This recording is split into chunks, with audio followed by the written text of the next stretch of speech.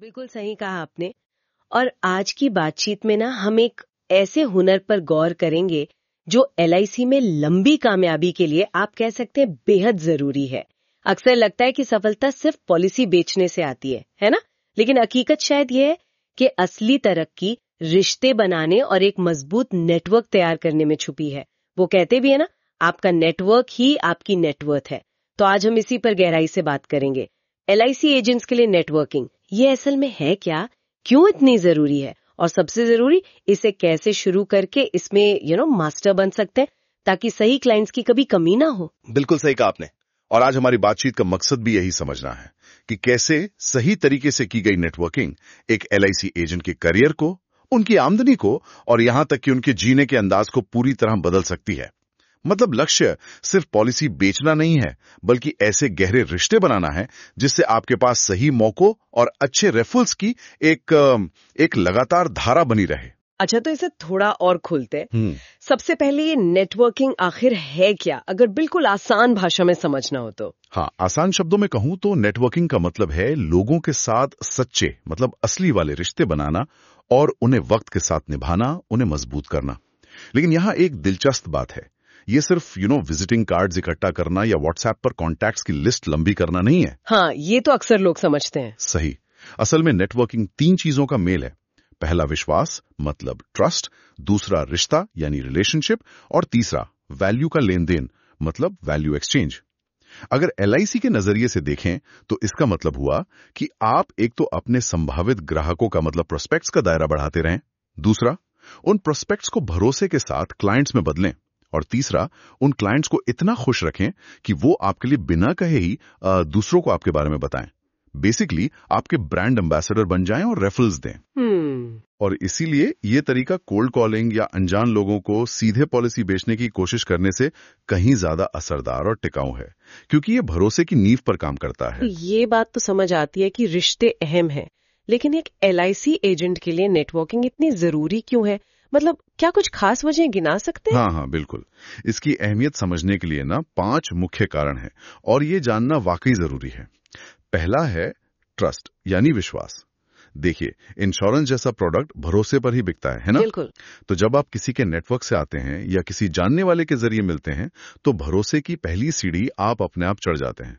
बल्कि आंकड़े भी यही बताते हैं कि रेफरल से आया लीड कोल्ड कॉल वाले लीड के मुकाबले कई गुना जल्दी कन्वर्ट होता है। अच्छा। दूसरा है रेफरल्स। नेटवर्किंग जो है ना, वो रेफरल्स का सबसे बड़ा सोर्स है। एक खुश क्लाइंट जिसे आप पर भरोसा है वो आपको आसानी से 5-10 अच्छे प्रोस्पेक्ट से मिलवा सकता है। सही बात है। तीसरा है टाइम सेविंग मतलब समय की बचत। सोचिए, अनजान लोगों के पीछे भागने में कितना वक्त और एनर्जी लगती है। नेटवर्किंग से आप उन लोगों से मिलते हैं जो या तो पहले से जान पहचान के दायरे में हैं या किसी के रेफरेंस से आए हैं, तो वो बात करने के लिए ज्यादा तैयार होते हैं। हाँ, वो थोड़ा वार्म लीड हो जाता है। एग्जैक्टली। चौथा है क्रेडिबिलिटी, विश्वसनीयता। जब आप अपने नेटवर्क में एक्टिव होते हैं, लोगों की मदद करते हैं, तो लोग आपको सिर्फ एक बेचने वाला नहीं समझते, वो आपको एक जानकार सलाहकार मानने लगते हैं। आपकी एक पहचान बनती है। और पांचवा है अपॉर्चुनिटीज यानी अवसर। अच्छी नेटवर्किंग आपको ऐसे दरवाजे खोल सकती है जो शायद वैसे कभी ना खुले। जैसे हाई नेटवर्थ इंडिविजुअल्स मतलब HNIs, बड़े व्यापारी या खास प्रोफेशनल्स, इन तक पहुंच बनाना आसान हो जाता है। तो कुल मिला के देखें तो नेटवर्किंग सिर्फ लीड्स नहीं लाती, बल्कि सही और क्वालिटी लीड्स लाती है। ये तो साफ है कि फायदे बहुत हैं। लेकिन जैसे आपने कहा, भरोसे की नींव, तो किसी भी मजबूत इमारत के लिए नींव पक्की होनी चाहिए। तो अच्छी नेटवर्किंग की नींव क्या है? कौन सी बुनियादी बातें हैं जिनका ध्यान रखना होगा? आपने बिल्कुल सही पॉइंट उठाया। देखिए, नेटवर्किंग में कामयाब होने के लिए 5 मजबूत नींव के पत्थर हैं। पहला, माइंडसेट शिफ्ट मतलब सोच में बदलाव। सबसे पहले तो अपनी सोच बदलनी होगी। मुझे बस ये पॉलिसी बेचनी है वाली सोच से हटकर, हाँ, वो सेल्स वाली अप्रोच, हाँ, उससे हटकर मुझे इस इंसान से एक लंबा भरोसेमंद रिश्ता बनाना है वाली सोच अपनानी होगी। जब आप मदद करने की नीयत से मिलते हैं तो बिक्री अपने आप होती है बाद में। दूसरा, पर्सनल ब्रांडिंग यानी व्यक्तिगत ब्रांडिंग। आप कैसे दिखते हैं, कैसे बात करते हैं, ये बहुत मायने रखता है। साफ सुथरे कपड़े, समय की पाबंदी, एक अच्छी स्माइल और हाँ, हमेशा अपना विजिटिंग कार्ड तैयार रखना। ये छोटी छोटी बातें आपकी प्रोफेशनल इमेज बनाती हैं। अच्छा। तीसरा, कम्युनिकेशन, संचार। यहां सबसे जरूरी स्किल है सुनना। अच्छा नेटवर्कर बनने के लिए ना अच्छा श्रोता बनना पड़ता है। कम बोले, ज्यादा सुने। लोगों से उनके बारे में सवाल पूछें। आप क्या करते हैं, आपके आगे की क्या लक्ष्य हैं, आर्थिक तौर पर आपको क्या चिंताएं रहती हैं। मतलब उनमें जेन्युइन इंटरेस्ट दिखाएं। बिल्कुल। चौथा, एलिवेटर पिच यानी संक्षिप्त परिचय। आपके पास अपना एक 30 सेकंड का परिचय तैयार होना चाहिए। कुछ ऐसा जो साफ बताए कि आप क्या करते हैं और कैसे दूसरों की मदद करते हैं। जैसे, मैं परिवारों को LIC के जरिए उनका आर्थिक भविष्य सुरक्षित करने और गारंटीड रिटर्न के साथ बचत करने में मदद करता हूं। छोटा और क्लियर। और पांचवा, फॉलोअप डिसिप्लिन यानी फॉलोअप का अनुशासन। ये शायद सबसे अहम है और जहां लोग चूकते हैं। किसी से मिलने के बाद फॉलोअप जरूर करें। उनके जन्मदिन, सालगिरह, बच्चों की कोई कामयाबी हुई हो, त्योहारों पर एक छोटा सा पर्सनलाइज्ड मैसेज भेजें। ये छोटे छोटे टच पॉइंट्स रिश्ते को जिंदा रखते हैं और दिखाते हैं कि आपको उनकी परवाह है, सिर्फ पॉलिसी की नहीं। ये सुनने में तो बिल्कुल सही लग रहा है, खासकर ये फॉलोअप वाली बात। अक्सर लोग यहीं चूक जाते हैं, जैसा आपने कहा। लेकिन एक और सवाल जो बहुत से एजेंट्स के मन में आता होगा, नेटवर्किंग करें कहां? मतलब इतने सारे लोग मिलेंगे कहां? ये एक बड़ा सवाल होता है। हाँ, ये सवाल बहुत आम है और इसका जवाब भी मजेदार है। लोग हर जगह हैं, बस आपको सही नजरिए से देखने और उनसे जुड़ने की जरूरत है। नेटवर्किंग के लिए देखिए, कई दायरे हैं, मतलब सर्कल्स। पहला, पर्सनल सर्कल, आपका व्यक्तिगत दायरा। परिवार, रिश्तेदार, पड़ोसी, दोस्त, स्कूल कॉलेज के साथी। ये आपका सबसे करीबी सर्कल है। यहां भरोसा आसानी से बनता है। हाँ, ये तो है। दूसरा, प्रोफेशनल सर्कल, पेशेवर दायरा, जैसे चार्टर्ड अकाउंटेंट्स, डॉक्टर्स, वकील, व्यापारी, शिक्षक, दुकानदार। इनके अपने बड़े नेटवर्क्स होते हैं और ये आपको सही लोगों से मिलवा सकते हैं। इनसे अच्छे रिलेशन बनाना बहुत फायदेमंद है। तीसरा, सोशल सर्कल, सामाजिक दायरा। क्लब्स जैसे rotary, Lions, BNI, toast masters, आपकी रेजिडेंशियल सोसाइटी की मीटिंग्स या इवेंट्स। ये संगठित नेटवर्किंग के अच्छे मौके होते हैं। अच्छा, BNI जैसे ग्रुप्स तो होते ही नेटवर्किंग के लिए। बिल्कुल। फिर है डिजिटल सर्कल, चौथा दायरा।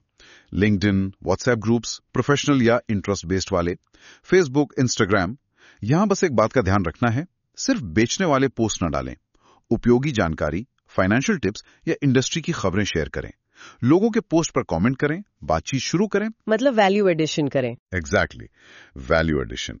पांचवा है कम्युनिटी इवेंट्स, सामुदायिक कार्यक्रम। जैसे कोई धार्मिक आयोजन है, शादियां हैं, सेमिनार, लोकल इवेंट्स, प्रदर्शनियां।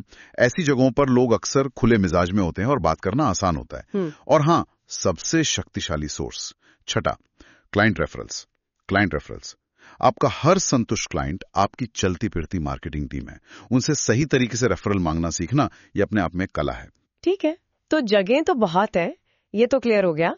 अब आते हैं असली मुद्दे पर। मान लीजिए आप किसी इवेंट में गए या किसी दोस्त ने किसी से मिलवाया। अब आगे क्या? नेटवर्किंग को असरदार बनाने के लिए क्या कदम उठाने चाहिए?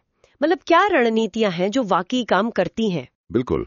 अब बात करते हैं एक्शन लेने की, यानी प्रैक्टिकल स्ट्रेटजीज की। यहां मैं 6 मुख्य रणनीतियां बताऊंगा जो बहुत काम की हैं। पहली, गिव वैल्यू फर्स्ट, यानी पहले वैल्यू दें। मिलते ही पॉलिसी की बात शुरू न करें, पहले सामने वाले को कुछ उपयोगी दें।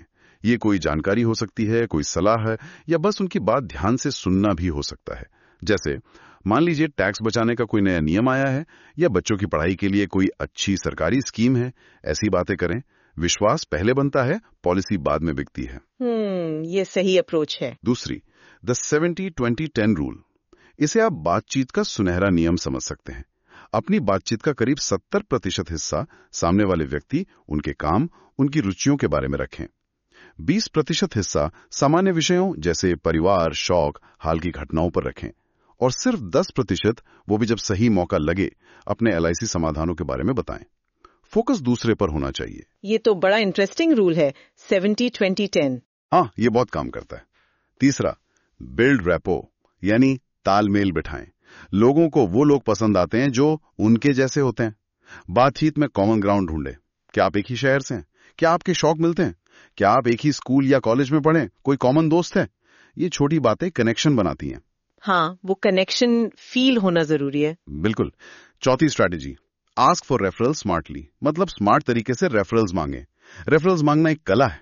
सिर्फ ये कहना कि किसी को जरूरत हो तो बताना काफी नहीं है, आपको थोड़ा स्पेसिफिक होना होगा। कैसे, मतलब क्या उदाहरण हो सकता है इसका? देखिए, एक सामान्य तरीका तो ये है, अगर आप किसी ऐसे व्यक्ति को जानते हैं जो अपने परिवार के भविष्य को लेकर थोड़ा चिंतित है या टैक्स बचाने के बेहतर तरीके ढूंढ रहा है, तो मुझे खुशी होगी अगर आप मेरा परिचय उनसे करा सकें। ये सामान्य है। लेकिन एक और तरीका है जो खासकर छोटे बच्चों वाले माता पिता के लिए बहुत प्रभावी है। आप कह सकते हैं, क्या आप किसी ऐसे परिवार को जानते हैं जिनके बच्चे मान लीजिए 10 साल से कम उम्र के हैं? आजकल युवा माता पिता बच्चों की हायर एजुकेशन के खर्च को लेकर काफी सोचते हैं, है ना? हाँ, ये तो है। तो अगर वो जल्दी निवेश शुरू करें तो न सिर्फ उन्हें जीवन बीमा का कवर मिलता है, बल्कि जब बच्चा 18-20 साल का होता है तो उसकी पढ़ाई के लिए एक अच्छा फंड भी तैयार हो जाता है, वो भी बिना किसी लोन या लास्ट मिनट के तनाव के। क्या आप ऐसे किसी पेरेंट से मेरा परिचय करा सकते हैं? वाह, ये तो बहुत स्पेसिफिक है। हाँ, और ये तरीका इसलिए कारगर है क्योंकि ये एक खास ग्रुप युवा माता पिता पर फोकस करता है।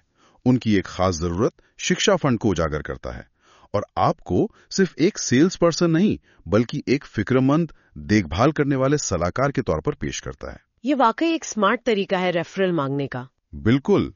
5वीं strategy, use digital networking. Digital networking का इस्तेमाल करें।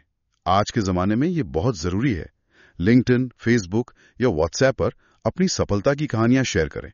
क्लाइंट्स के अच्छे फीडबैक मतलब टेस्टिमोनियल्स डालें या LIC से जुड़ी जानकारी आसान भाषा में शेयर करें। छोटे छोटे वीडियो बनाकर योजनाओं को समझा सकते हैं। लोग जो कमेंट या मैसेज करें उनका जल्दी जवाब दें। अपनी एक ऑनलाइन मौजूदगी, एक पहचान बनाएं। Online presence. और छठी और शायद सबसे जरूरी स्ट्रैटेजी, कंसिस्टेंसी इज किंग, यानी निरंतरता सबसे जरूरी है। नेटवर्किंग एक दिन का काम नहीं है, ये लगातार चलने वाली प्रक्रिया है। इसे अपनी आदत बनाएं। छोटा सा टारगेट रखें, जैसे रोजाना 5 पुराने कॉन्टैक्ट्स को सिर्फ हालचाल पूछने के लिए कॉल करें, हफ्ते में 2 नए लोगों से मिलें, महीने में एक नेटवर्किंग इवेंट में जाएं। ये छोटे छोटे लगातार किए गए कदम मिलकर बड़ा फर्क लाते हैं। ये रेफरल वाला तरीका मुझे वाकई काफी स्पेसिफिक और असरदार लगा। और ये निरंतरता वाली बात भी एकदम सही है, क्योंकि रिश्ते एक दिन में नहीं बनते, उन्हें समय देना पड़ता है। अच्छा, तो मान लीजिए किसी से अच्छी मुलाकात हुई, कनेक्शन बन गया, लेकिन उस रिश्ते को लंबे समय तक बनाए कैसे रखें? क्योंकि सिर्फ एक बार मिलना तो काफी नहीं होगा ना। बिल्कुल नहीं, बिल्कुल नहीं।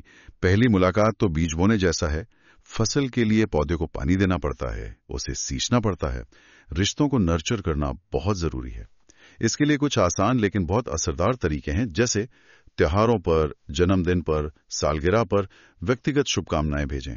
बल्क मैसेज से बचें। नाम लेकर विश करें तो ज्यादा अच्छा लगता है। हाँ, पर्सनलाइज्ड टच। समय समय पर कोई उपयोगी आर्टिकल, कोई खबर या जानकारी शेयर करें जो उनके काम आ सकती हो, और ये बिना किसी बेचने के इरादे से करें। कभी कभी बस यूं ही बिना किसी एजेंडे के कॉफी पीने के लिए मिलें या कॉल करके हालचाल पूछ लें। बस ऐसे ही याद आई वाला कॉल। जब कोई आपको रेफर करे तो उनका शुक्रिया जरूर अदा करें। हो सके तो सबके सामने करें, जैसे सोशल मीडिया पर टैग करके या किसी मीटिंग में जिक्र करके। इससे उन्हें बहुत अच्छा लगता है और वो आगे भी रेफर करने के लिए मोटिवेट होते हैं। ये अच्छा पॉइंट है, पब्लिक में तारीफ। और अगर आपके नेटवर्क में किसी को मदद की जरूरत है, चाहे वो LIC से जुड़ी हो या ना हो, और आप किसी भी तरह मदद कर सकते हैं तो जरूर करें। ये दिखाता है कि आप सिर्फ अपने फायदे के लिए रिश्ते नहीं बनाते। मुझे याद है, एक बार मेरे क्लाइंट ने सिर्फ इसलिए एक बड़ा रेफरल दिया क्योंकि मैंने उनके एक मुश्किल समय में बस फोन करके उनका हाल पूछा था, बिना पॉलिसी की बात किए। वो छोटा सा कदम ना बहुत बड़ा भरोसा बना गया। तो याद रखें, नेटवर्किंग लेन देन नहीं है, ये रिश्ते बनाने का नाम है। ये रिश्ते पहले वाली सोच वाकई बहुत जरूरी है। तो ये सब करने से एक मजबूत नेटवर्क तो बनेगा ही, ये तो समझ आ गया। लेकिन क्या इसे और आगे ले जाया जा सकता है? मतलब क्या ऐसा कुछ किया जा सकता है जिससे लोग आपको ढूंढने लगे, बजाय इसके कि आप हमेशा लोगों को ढूंढते रहें? एक तरह से नेटवर्किंग का अगला लेवल कह सकते हैं। हाँ, बिल्कुल। इसे आप एडवांस नेटवर्किंग कह सकते हैं, या कुछ लोग इसे अट्रैक्शन नेटवर्किंग भी कहते हैं। मतलब जब आप सिर्फ नेटवर्क बनाते नहीं हैं, बल्कि एक चुंबक, एक मैग्नेट बन जाते हैं जिसकी तरफ लोग खुद खींचे चले आते हैं। इसके लिए कुछ तरीके हैं। 1. बिकम अ कनेक्टर, यानी लोगों को जोड़ने वाले बने।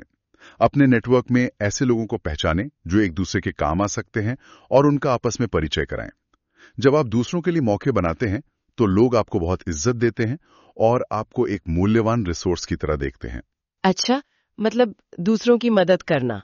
हाँ, बिना किसी डायरेक्ट फायदे के। दूसरा है पब्लिक स्पीकिंग, सार्वजनिक मंच पर बोलें, छोटे ग्रुप्स में ही सही, जैसे स्कूलों में पेरेंट्स के लिए, सोसाइटी की मीटिंग्स में या छोटे व्यापारिक समूहों में फाइनेंशियल लिटरेसी या बचत के महत्व जैसे विषयों पर छोटी छोटी टॉक्स दें।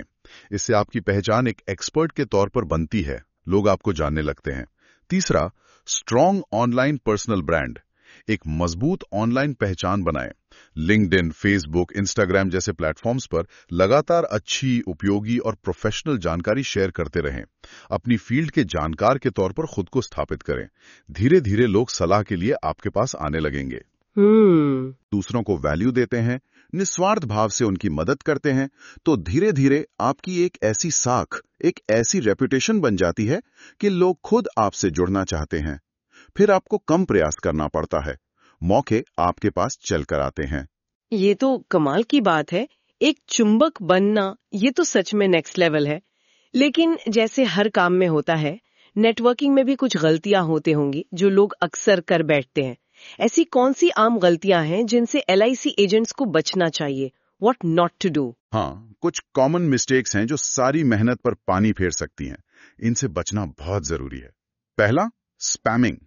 बिना इजाजत या सामने वाले की रुचि जाने लोगों को लगातार पॉलिसी ब्रोशर या सेल्स मैसेज भेजना, खासकर व्हाट्सएप ग्रुप्स में या पर्सनल चैट पर। ये रिश्ते बनाने के बजाय बिगाड़ देता है। बहुत इरिटेटिंग होता है ये। हाँ, ये तो बहुत होता है। दूसरा, बीइंग पुशी और डेस्परेट। क्लाइंट्स का पीछा करना, बार बार फोन करके परेशान करना या पॉलिसी लेने के लिए गिड़गिड़ाने जैसा व्यवहार करना। इससे आपकी इज्जत कम होती है। हमेशा आत्मविश्वास बनाए रखें, डेस्परेट ना लगें। तीसरा, डिसअपियरिंग आफ्टर सेल। पॉलिसी बेच दी और फिर गायब हो गए। क्लाइंट को भूल जाना। सर्विसिंग, उनसे जुड़े रहना और रिश्ता बनाए रखना उतना ही जरूरी है जितना बेचना, शायद उससे भी ज्यादा। सही। चौथा, टॉकिंग ओनली अबाउट योरसेल्फ। बातचीत में सिर्फ अपनी बातें करना, अपनी कंपनी की, अपनी पॉलिसियों की। सामने वाले की सुने, उनमें रुचि दिखाएं। याद है वो 70-20-10 रूल? हाँ, बिल्कुल। और पांचवा, इनकंसिस्टेंसी, यानी अनियमितता। ये शायद सबसे बड़ी गलती है। नेटवर्किंग को कभी कभार, हफ्ते में एक बार करने वाला काम समझना। अगर आप लगातार प्रयास नहीं करेंगे, संपर्क में नहीं रहेंगे, तो आपका बनाया हुआ नेटवर्क धीरे धीरे ठंडा पड़ जाएगा, बेकार हो जाएगा। तो कुल मिलाकर आज की हमारी इस पूरी बातचीत का सार यही निकलता है कि नेटवर्किंग कोई रॉकेट साइंस नहीं है, बल्कि एक स्किल है, एक हुनर है जिसे सीखा जा सकता है, प्रैक्टिस किया जा सकता है, और इसका दिल है रिश्ते बनाना, ना कि सिर्फ पॉलिसी बेचना। बिल्कुल सही कहा आपने। और जब आप इसे लगातार और सही नीयत से करते हैं, मतलब लोगों को ध्यान से सुनना, पहले मदद करना, समय पे फॉलो अप करना और सबसे जरूरी टिके रहना, मतलब कंसिस्टेंसी बनाए रखना, तो आप कुछ ही समय में इसका असर देखेंगे। आपके पास बेहतर प्रोस्पेक्ट्स होंगे, ज्यादा क्वालिटी रेफरल्स आएंगे, बाजार में आपकी इज्जत बढ़ेगी और जाहिर है आपकी पॉलिसियां भी ज्यादा बिकेंगी। याद रखिए, LIC में आप असल में रिश्ते बनाने के बिजनेस में हैं। अगर इस पर फोकस किया जाए तो MDRT यानी $1 मिलियन राउंड टेबल, जो कि दुनिया भर के टॉप फाइनेंशियल प्रोफेशनल्स का एक बहुत प्रतिष्ठित समूह है, उस जैसे बड़े लक्ष्य भी पहुंच में आ जाते हैं। तो आज की इस गहरी चर्चा के बाद हम श्रोताओं के लिए एक सवाल छोड़ जाते हैं। सोचिए, अगर आप हर हफ्ते सिर्फ 2, जी हाँ, सिर्फ 2 नए मीनिंगफुल रिश्ते बनाने पर ध्यान केंद्रित करें, ऐसे रिश्ते जहां सिर्फ लेना देना नहीं बल्कि भरोसा और परवाह हो, तो 1 साल के आखिर तक आपका नेटवर्क कितना बड़ा, कितना मजबूत और आपके लिए कितना मददगार बन सकता है। ये छोटा सा लेकिन लगातार किया गया प्रयास आपके करियर को कहां तक ले जा सकता है, इस पर जरूर सोचिएगा।